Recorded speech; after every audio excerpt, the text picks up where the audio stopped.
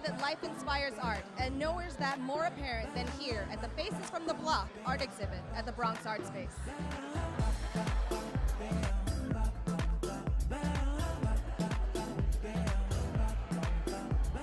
Growing up in the South Bronx in the 70s and 80s was, to say it was challenging doesn't do it justice, but there were some of us like Ricky Flores who proved that you can rise above everything. Ricky Flores told me 3 years ago, you know, I have this collaboration with these artists from Brazil and who are making these enormous paintings, and he sent me photographs of one of them on the beach painting these enormous murals based on images that Ricky Flores had taken in the South Bronx way back in the 80s.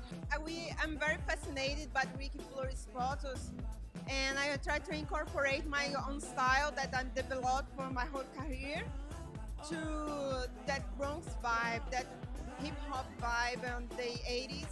One of the things that's fascinating to me is that they made these amazing connections with people in the photographs that they've never met, never spoken to, don't know their histories, but there's a real connection in what they pick.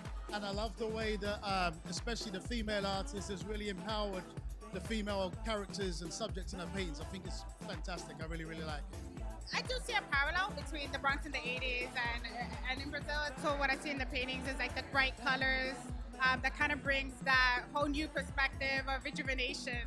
And I think it's great that we have a lot of arts organizations in the Bronx, such as Bronx Art Space, Casita Maria, Bronx Music Heritage, all of these different places, Bronx Documentary Center. I feel like it's really great that they're working together and collaborating to sort of really help to create an art scene. Faces from the Block will be open through August 8th at the Bronx Art Space. For more information, you can go to www.bronxartspace.com. Reporting for BronxNet, I'm Christina Pagan.